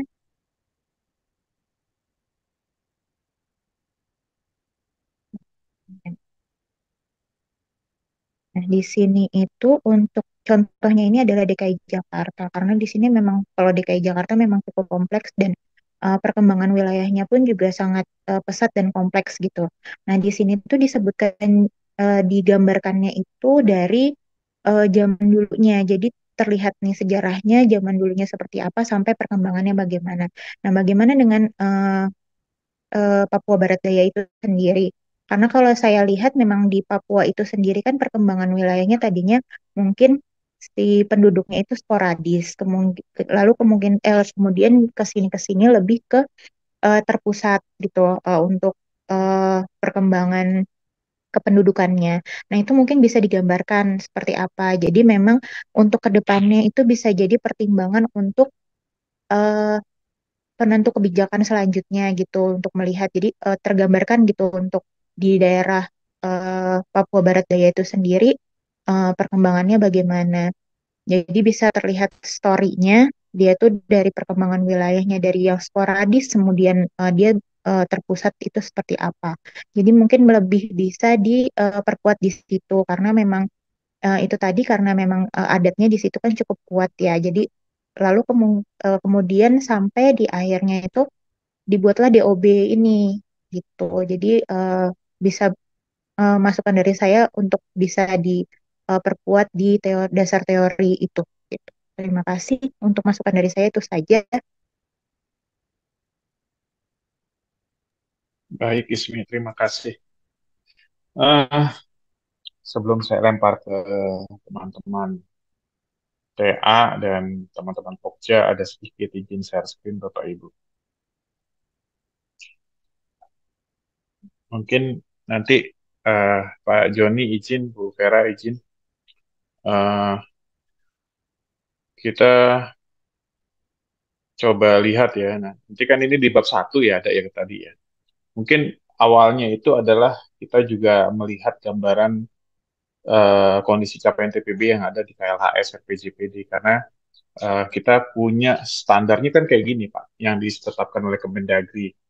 Jadi proses tingkat capaian TPB, isu strategis dan analisis pengaruh sebetulnya itu kemarin itu sudah dilaksanakan semua di KLHS RPJPD gitu ya. Nah, pas kita sudah menentukan visi misi, sasaran pokok dan arah kebijakan. Nah, lalu pada saat di RPJMD ini kita punya 3 target nih yang harus kita selesaikan. Pertama, kita bisa menentukan tujuan pembangunan daerah, menetapkan sasaran strategis pembangunan daerah, dan programnya atau kegiatannya. Nah, ini yang perlu kita coba lihat gitu ya. Jadi ini yang akan yang akan saya bahas sebetulnya. Ini sebetulnya sudah sesuai. Ini tadi sudah dibahas oleh teman-teman, saya nggak akan bahas lagi. Nah, terkait dengan filantropi, sebetulnya tuh pada saat penyusunan KLHS PJPD kemarin, itu banyak sekali loh kegiatan yang dari teman-teman yang disebutkan oleh Mbak Fia tadi gitu. Jadi sebetulnya pada saat sekarang itu tinggal nambahin ini aja nih, nggak perlu per tahun juga nggak apa-apa sih, totalnya aja juga boleh gitu ya. Kalau memang udah per tahun nih bagus, tapi nanti tolong yang PT-PT lain ini bisa masuk juga, nggak hanya 2 LSM aja yang masuk gitu, tidak hanya WWF dan Global Green Growth Institute aja gitu. Saya rasa banyaklah hal-hal lain yang bisa dimasukkan di sini terkait dari PT Pertamina, Petrogas, dan lain-lain. Dan ada Yayasan Konservasi Alam Nusantara dan lain-lain. Sebetulnya banyak sekali yang tidak dalam PLHS FPJPD. Kenapa itu juga nggak dieksplor gitu? Nah, ini yang menjadi pertanyaan kami gitu, Pak Ibu. Karena nanti di dalam proses filantropi ini juga kita proyeksikan sebetulnya, nggak hanya diam di sini, tapi itu sudah ada sebetulnya di dalam dokumen juga. Jadi kita akan proyeksikan terkait dengan dia kira-kira di indikator mana yang bisa berperan untuk di tahun 2025, 2026, 2027, 2028, sampai 2029. Nah, terus yang paling mendasar sebetulnya di sini itu kami itu agak bingung gitu ya. Di RPJPD-nya cuma ada 229 indikator. Tiba-tiba di indikator KLHS RPJMD-nya ada 235. Ini gimana ceritanya gitu. Kan kita sudah menentukan 20 tahun ke depan gitu. Yakin sekali waktu itu bahwa kita punya 229 indikator. Ada sekitar 6 indikator yang tidak masuk gitu ya Bapak Ibu. Waktu itu saya tanyakan kembali. Nah, catatan kami di surat validasi juga sudah dimasukkan ya. Ya, Eki, Pia, Ismi, terkait dengan indikator, jumlah indikator itu juga ada. Jadi kalau kita teliti kembali gitu ya, harusnya ada, kalau memang berubah, yang berubah apa gitu. Dan ini harus dijelaskan di awal, di dalam dokumen. Nah, kenapa dia jadi 235? Kemarin 229. Apakah ada data dan informasi yang tambahan yang dapat gitu? Nah, ini juga kita nggak ngerti. Gitu ya, karena kita kan nggak belum membaca secara detail juga, saya juga tadi dekat data dan informasinya. Tapi saya jadi agak tergelitik gitu. Kenapa dari 229 sekarang jadi 235, malah di periode yang lebih pendek. Harusnya kan bisa menaungi yang di RPJPD-nya itu di 235, sekarang 229 itu masih bisa diterima. Mungkin pada saat tahapan pertama, ternyata ada 6 indikator yang tidak masuk di situ. Gitu. Nah, terus ini terkait isu strategis juga sudah dibahas panjang lebar, saya nggak usah. Nah, terkait juga dengan tahapan pertama gitu ya, harusnya ini masuk juga di dalam dokumen yang ada dalam KLS RPJPD. Jadi sebelum kita membahas arah pembangunan dan strategi sasaran strategisnya, kita tetapkan dulu nih bahwa ini sebetulnya di dokumen RPJPD kita sudah menentukan ini nih tahapan pembangunan pertama ini, gitu, sesuai dengan isu strategis yang ada. Nah ini juga harusnya dibahas gitu. Jadi ini hal-hal yang perlu ditambahkan kembali. Nah begitu ngelihat isunya, ternyata isu visi misinya tuh sudah visi misinya sudah lebih detail dibanding pada saat di KLS RPJPD. Sebetulnya dimasukkan juga. Jadi dibuatkan narasi juga di dalam bahwa pada saat dulu menyusun KLS RPJPD itu sudah disebutkan bahwa kita punya kalimat visi misi ini. Gitu. Lalu kita kembangkan menjadi 4 visi ini dan misi ini. Gitu, Bapak Ibu. Nah, mungkin itu yang bisa kami sampaikan ya. Kalau ini terkait dengan nanti matrik pengintegrasian, supaya karena nanti dasar yang kami ambil di sini adalah supaya teman-teman bisa mendapatkan nilai yang baik dalam proses pengintegrasian nanti di dalam dokumen RPJMD-nya yang akan dinilai oleh teman-teman Bangga. Nah, itu mungkin hal-hal yang bisa kami sampaikan ya Bapak Ibu terkait dengan dokumen. Pak Joni, Bu Vera, teman-teman Pokja, Pak Kadis yang kami hormati. Mungkin itu dulu. Mungkin Pak Anto ada hal yang lain yang mau disampaikan, Pak?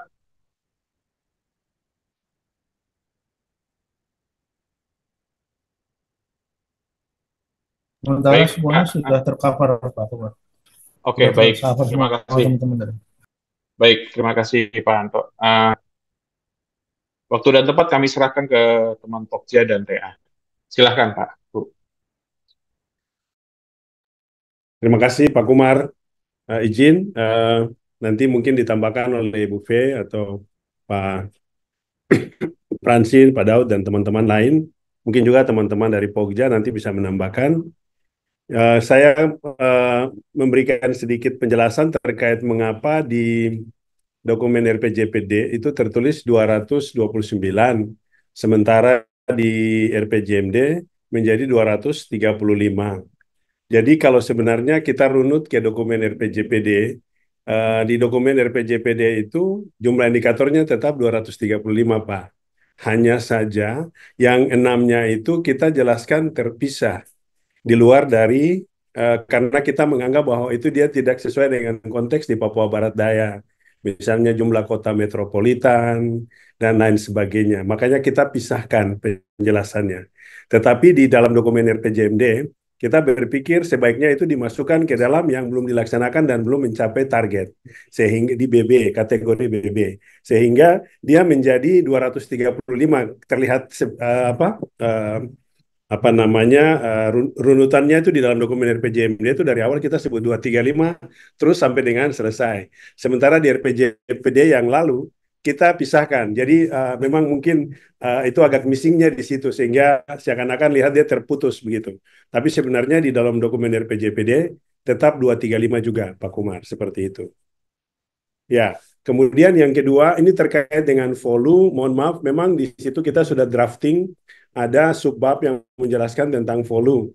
Hanya saja volume net sink Papua Barat Daya itu belum disusun sampai dengan hari ini. Sehingga kita tidak berani juga menggunakan misalnya yang data dari Papua Barat yang induk untuk menggunakan itu di Papua Barat Daya. Dan memang kita belum susun yang Papua Barat Daya. Sehingga kami tidak berani untuk mencantumkan data volume di Papua Barat Daya karena memang renjanya sendiri belum disusun. Rencana kalau saya tidak salah Pak Kadis tahun ini ya baru mau disusun, nanti mungkin Pak Kadis akan menjelaskan itu terkait tentang volume net sink di Papua Barat Daya. Mungkin itu dua hal yang saya tanggapi secara cepat Pak Kumar. Ibu Vera silakan mau ditambahkan atau yang lain-lain silakan. Baik, terima kasih Pak Dekan. Saya mungkin sama dengan Pak Dekan. Kami memang sempat berpikir apakah maksudnya ini mungkin pertanyaan juga untuk teman-teman di PDLWKS, apakah misalnya kalau RPJPD kami fix dengan kami tidak memasukkan 6 indikator sebagai di BB, kemudian pada waktu RPJMD kami memasukkan apakah itu relevan ataukah kami memang harus sama seperti RPJPD, misalkan kami hanya dapat 229 begitu.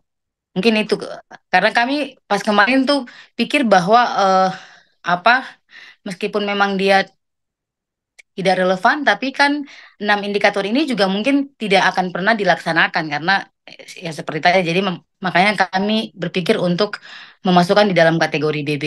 Kemudian untuk semua input dari teman-teman PDLUKS, terima kasih. Nanti akan kami revisi kembali untuk kami submit sebagai syarat untuk nanti validasi. Mungkin itu Pak Kumar, Pak Dekan, dan juga Pak Anto dan Pak Kepala Dinas. Salam hormat. Terima kasih.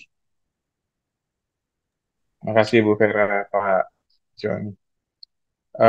Jadi gini ya, untuk volume oke, kalau memang dia belum punya sih, memang sikap Papua Barat Daya itu belum ada. Jadi tinggal nanti dimasukkan, tapi sebetulnya petanya ada, tapi range-nya belum disusun Pak, gitu. Jadi nanti kita mungkin kalau dibahas ya terkait itu memang agak sulit mungkin buat teman-teman ya. Nah, ya oke, nggak apa-apa kalau itu alasannya memang belum disusun. Cuman terkait indikator ini nggak bisa seperti itu Bapak Ibu. Karena gini, kita berbicara 20 tahun, itu diterjemahkan dalam 5 tahun. Tahapan pertama, tahapan kedua, tahapan ketiga, tahapan keempat. Kalaupun nanti RPJPD-nya berubah, tapi kan nggak mungkin sekarang yang berubah gitu kan. Baru kita susun soalnya. Jadi, makanya kan ingat nggak Pak Joni, Bu Vera, waktu saya bilang, ini kita kategori penyusunannya adalah selama 20 tahun untuk 4 tahapan. Secara makro, harus seluruh tahapan itu teridentifikasi di RPJPD ini. Jadi, kalau memang mau dirubah RPJPD-nya, ya berarti memang harus ada narasi dulu di dalam KLS RPJMD-nya gitu. Bahwa ini akan kita masukkan. Karena kemarin ngototnya kan nggak masuk gitu. Nah itu, makanya kan kenapa kami tetap meminta udah dimasukin saja dulu semua, dianalisis dulu. Kalau memang tidak ada data, disebutkan tidak ada data gitu. Biar nanti pada saat tahapan RPJMD-nya kita punya data dan informasi yang baik. Gitu Bapak Ibu. Sepakat ya, Pak Joni, Ya, Bu Pak. Vera. Terima kasih Pak Kumar. Sepakat Pak Kumar. Sama-sama. Ya. Nah, jadi itu ini yang harus kita coba klarifikasi gitu. Jadi, nah, dan Itu dia, karena gini ya, prosesnya ini saya izin share screen lagi Bapak Ibu.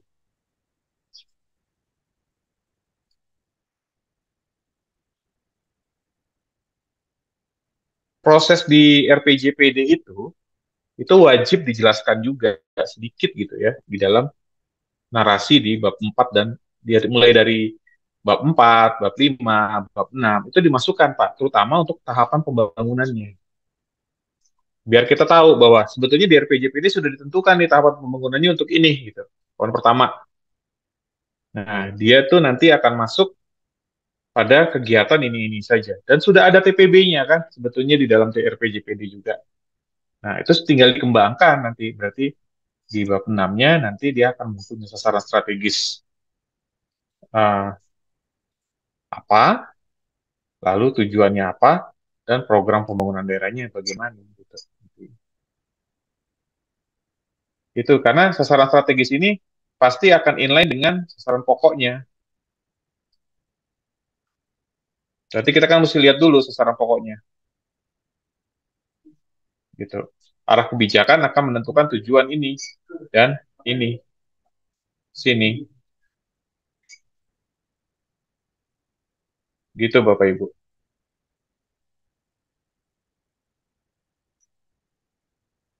Mungkin itu dulu yang bisa kita kita tanggapi Pak Joni, Bu Vera.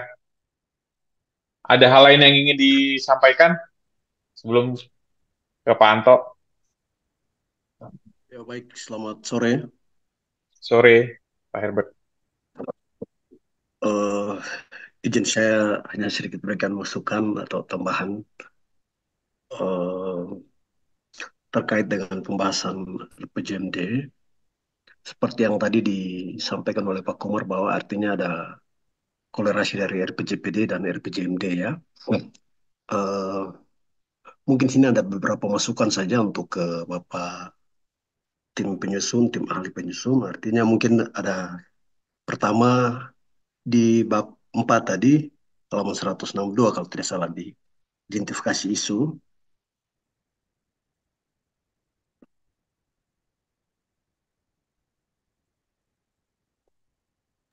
Di gambar, Pak Herbert. Ya, di gambar 70 ya, mekanisme isu strategis KLS RPJMD dan RPJPD Provinsi Papua Barat Daya. Artinya itu kan mungkin redaksinya saja yang harus diperbaiki, ada di isu strategis KLS RPJPD Teluk Bintuni ya. Mungkin itu salah satu jadi patokan, artinya jangan-jangan mungkin RPJPD-nya Teluk Bintuni yang isu strategisnya itu yang termuat dalam ini. Jadi tolong dikoreksi itu. Terus kepada berikut dari deskripsi isu strategis kerusakan lingkungan ya.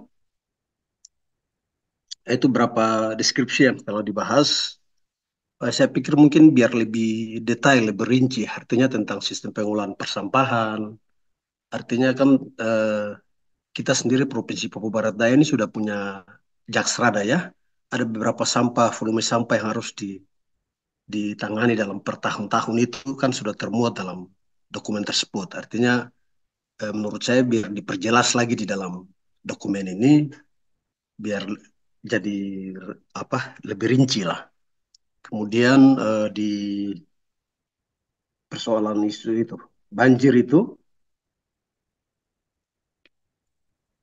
di situ kan termuat untuk Kabupaten Sorong, Kota Sorong dan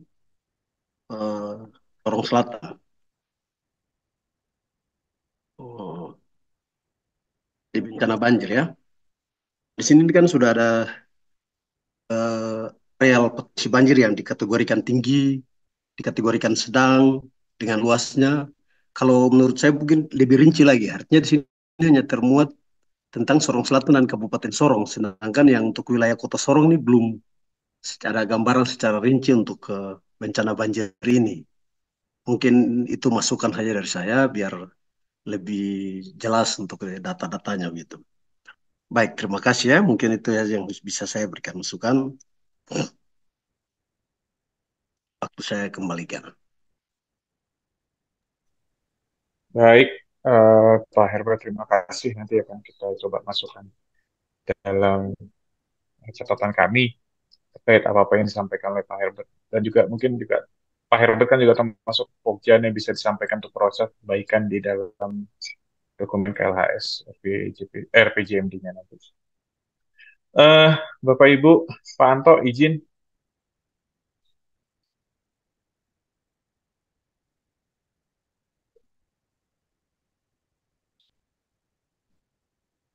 Pak Anto. Ya, sorry, belum di mute. Ada beberapa yang belum yang ingin saya klarifikasi. Yang pertama langsung Silakan, Pak. saja saya share screen nih. Sorry, salah share screen.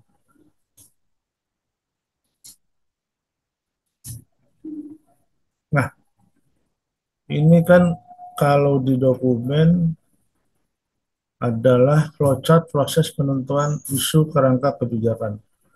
Maksudnya gimana? Isu kerangka kebijakan. Agak bingung saya nih. Ya. Definisi itu juga bingung. Kemudian gambarnya ini sebenarnya apa sih gitu? Ada titik besar, ada bulatan besar, bulatan kecil, bulatan putih. Bisa nggak sih saya dikasih apa ya? Karena ini loh flowchart loh. Flowchart itu sesuatu hal yang dibaca orang, akan memahami sebuah permasalahan tuh dari sini salah satunya. Tapi menurut saya nggak ngerti nih apa artinya isu kerangka kebijakan maksudnya apa? Mungkin itu dulu yang ingin saya dapatkan klarifikasi. Terima kasih. Pak Anto mohon izin saya mungkin langsung menanggapi silakan. ya. Jadi maksud dari isu kerangka kebijakan itu mungkin istilah yang kami pakai untuk sebenarnya menerjemahkan isu dari setiap dokumen perencanaan. Nah, terkait dengan flowchart-nya mungkin sebenarnya kami lebih menginformasikan bahwa ada macam-macam dokumen yang kami rujuk, yang kami ambil isu strategis dari setiap dokumen seperti RPD, kemudian dokumen RPJMD di setiap kabupaten kota, kemudian dokumen KLHS-nya seperti itu, Pak. Jadi memang istilah yang kami pakai itu kerangka kebijakan yang merujuk pada isu setiap dokumen perencanaan, baik itu strategis tetapi juga untuk RT/RW-nya. Mungkin begitu, Pak. Terima kasih. Ya, baik. Tapi istilah isu kerangka kebijakan itu nggak ada di seluruh regulasi. P69 nggak ada, PP 46 nggak ada, Permen 7 2018 juga nggak ada. Maksud saya kita kembali semua saja ke sana bahwa yang akan isu strategis, ya isu paling strategis gitu. Nah itu kemudian arti tadi bulat-bulat itu apa ya sebenarnya? Terus jaraknya ada yang nempel, ada yang jauh itu sebenarnya gimana sih? Bisa nggak saya? Itu ya Pak Anto ini Pak Anto kami sebenarnya memang hanya menggunakan flowchart-nya tanpa melihat apa arti dari setiap dari setiap maksudnya dari ukuran apa bulatan-bulatan ini. Sebenarnya dia hanya ingin menjelaskan bahwa isu kerangka kebijakan ini disusun atau susun oleh ada isu dari RT/RW kabupaten dan provinsi, kemudian juga dari RPD seperti itu, Pak. Jadi tanpa memaknai bahwa yang semakin jauh jaraknya daripada ini. Jadi mungkin hanya sebagai tampilan saja, Pak Anto. Kosmetik mungkin ya. Iya, begitu. Baik, kalau sebagai tampilan akhirnya jadi membingungkan yang baca. Maksud saya isunya dilinearkan saja ya, maksud saya seperti membuat flowchart yang normal lah gitu ya. Flowchart itu kan sebenarnya aliran berpikir kita ya, aliran kita berpikir ya. Nah kalau seperti ini saya pikir nanti orang membaca bingung karena saya adalah salah satu orang yang mengambil kesimpulan apakah dokumen ini logis atau tidak cara berpikirnya dari flowchart gitu ya. Pada saat saya lihat flowchart ini jadi saya bingung gitu. Ujungnya di mana sih ini kalau itu kan? Flowchart itu kan harus ada awal dan ujung. Sorry. Awal dan ujung betul ya, harus ada awal dan akhir gitu loh. Kalau Baik, kita Pak. lihat di sini sebenarnya awalnya di mana, akhirnya di mana jadi bingung saya. Siap, Ya, siap. mungkin dinormalkan saja lah ya. Baik, Sampai Pak. akhirnya di ujung itu kita ketemu isu gitu. Nah, terus kemudian nanti isu itu di flowchart itu ada garis atau ada panah yang berasal dari isu RPJPD itu saja kok sederhana ya. Kalau itu bisa digambarkan nanti pada saat kita melihat isu yang sudah ditetapkan, isunya sudah dibangun secara komprehensif gitu. Itu mungkin ya usulan saya kira-kira begitu ya. Baik, Pak. Terima kasih, Pak Anto. Nanti kami akan Ya, baik. revisi kembali. Ya, terima kasih, Pak. Ya.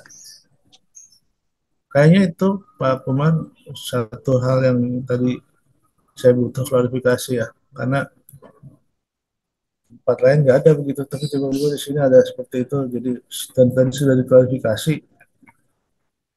Sekarang cukup klarifikasinya. Baik, Pak Anto. Ada hal lain yang mau disampaikan, Pak Joni? Ya, terima kasih Pak Kumar. Pak Herbert, terima kasih Pak Herbert. Jadi yang tadi Pak Herbert sampaikan tentang Bintuni itu karena memang di dalam dokumen ini kan kita punya DAS, CAT itu kan punya keterkaitan dengan Bintuni, antara Sorong Selatan, Bintuni itu kan satu hubungan, sehingga memang ada kalau lihat dokumen secara keseluruhan itu banyak sekali yang berkaitan dengan Bintuni, tapi tidak berarti bahwa dari Bintuni yang kita bawa ke situ. Itu yang pertama. Kemudian yang kedua, terkait tentang Jakstrada. Dokumen ini disusunkan tahun 2023, begitu dalam prosesnya. Sehingga memang itu belum ada dokumen itu tersusun. Jadi mungkin nanti saat ini ketika sudah ada, nah itu diserahkan ke kita, sehingga memang mungkin menjadi satu bagian juga di dalam untuk memperlengkapi dokumen RPJMD ini. Jadi saya pikir itu ya, mengomentari Pak Herbert tadi.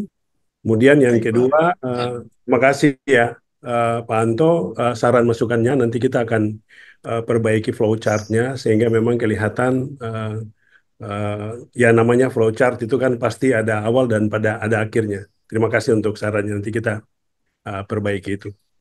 Itu saja Pak Kumar. Satu lagi, sorry, ini terkait tentang matriks Pak Kumar. Mungkin Pak Daud bisa sampaikan matriks terkait tentang hal apa begitu. Tadi ada mau didiskusikan. Silakan. Ya, baik.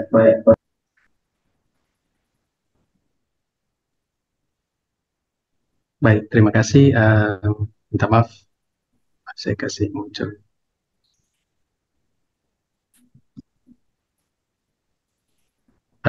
Terima kasih untuk kesempatannya.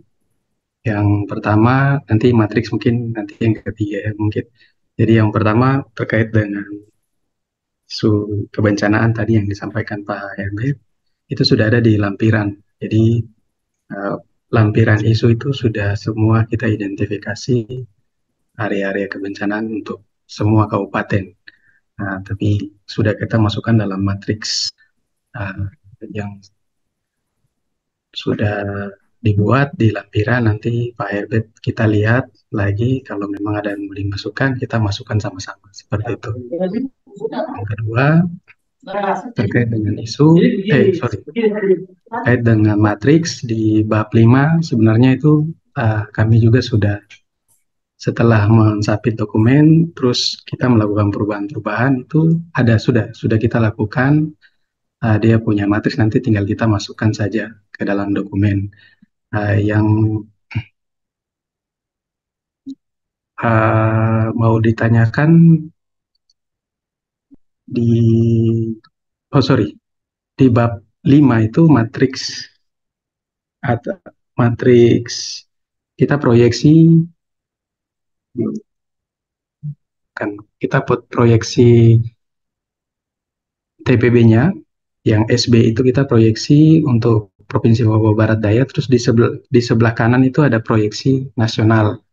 Nah, itu indikator-indikator itu untuk nasional itu kita proyeksi berdasarkan kita, ataukah kita ambil proyeksinya dari yang sudah dokumen nasional proyeksikan seperti itu di bab 5 matriks yang terakhir.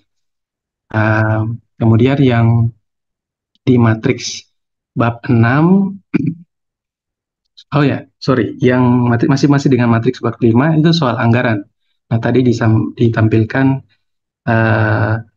bahwa kita harus mengisi anggaran Papua Barat Daya mulai 2020, 2018, 19, 20, 21, dan 22 gitu. Sedangkan kita baru terpisah dari Papua Induk itu 2023 ya. Nah, sehingga itu juga jadi pertanyaan, apakah kita memakai anggaran dari teman-teman Papua Barat secara keseluruhan di Induk sebelah, ataukah kita melakukan pemisahan lagi, sendiri lagi dari terpisah. Itu mungkin agak sulit untuk dipisahkan anggaran yang 2018 provinsi di Papua Barat Daya. Memang agak sedikit sulit, itu yang memang kita belum sempat masukkan. Itu. Nah, itu yang matriks ke-6, di bab 6 itu matriks terakhir, kompilasi.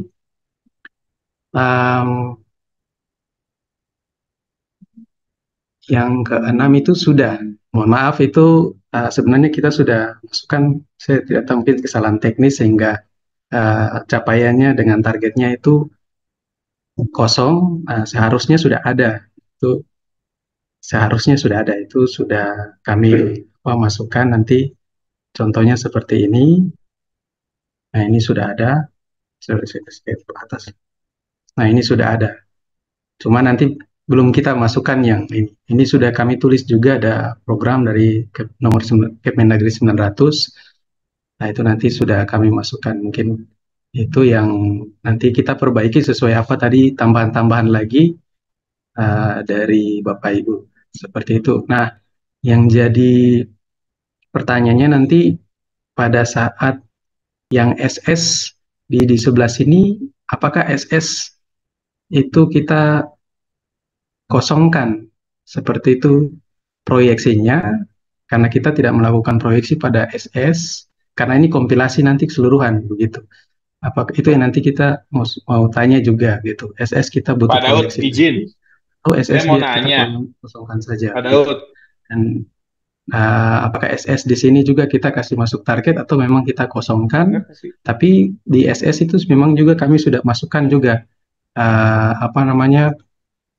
sorry, saya tunjukkan yang langsung di Excel ya. Pak Daud, izin. Pak Daud. Hah? Nah, ini yang SS juga kami sudah buat tujuan pembangunan daerahnya, sasaran strategi dan programnya. Nah, tapi nanti dia punya target itu kosong karena memang kita tidak lakukan proyeksi gitu. Nah, itu nanti jadi pertanyaan untuk kira-kira bagaimana Bapak Ibu punya arahan untuk kita. Terima kasih. Pak Daud, ada bisa mendengar kami nggak? Pak Joni, Pak Daud, Bu Vera, Pak Daud. Siap. Nah, gini, terkait dengan yang tadi, coba tampilkan lagi deh.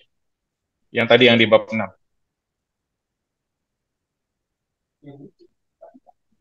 Yang tabel yang tadi katanya nggak keisi, itu sudah terisi. Nah, saya mau nanya. Enggak, tadi jangan tabel yang di Excel, yang tadi tabel yang sudah jadi aja. Nah.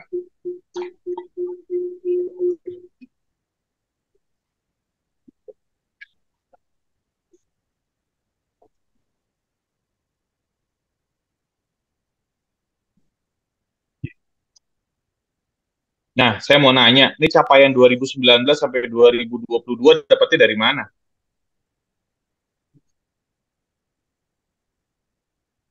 Capaian 2019 ya, sampai 2022. Ini, nih. Itu dari bab 4.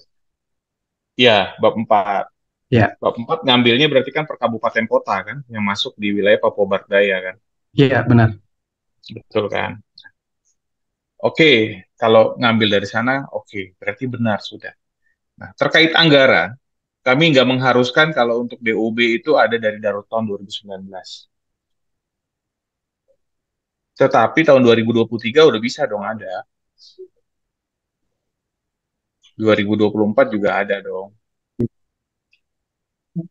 Nah, terus kita minta ini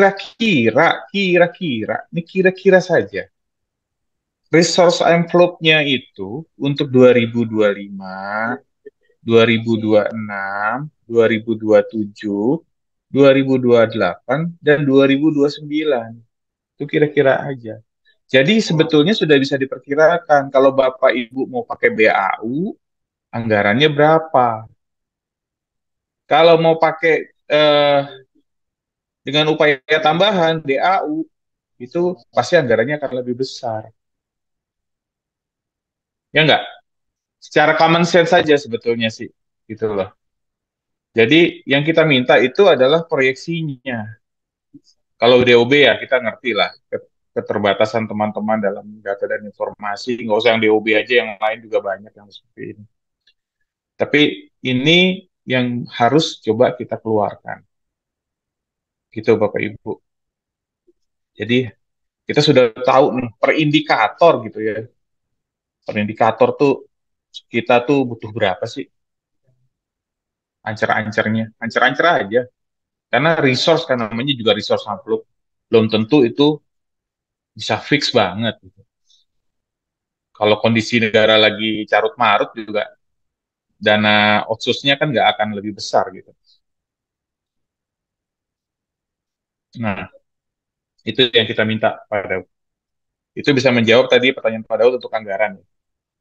Nah, untuk proyeksi sebetulnya dipakai proyeksi sendiri, bukannya proyeksi dari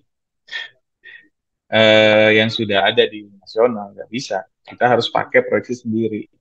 Karena terkait dengan kemampuan. Kemampuan terkait dengan skenario. Nah, skenario-nya kan ada dua, mau BAU atau DAU. Ya nggak? Hubungannya ke sana lagi. Gitu.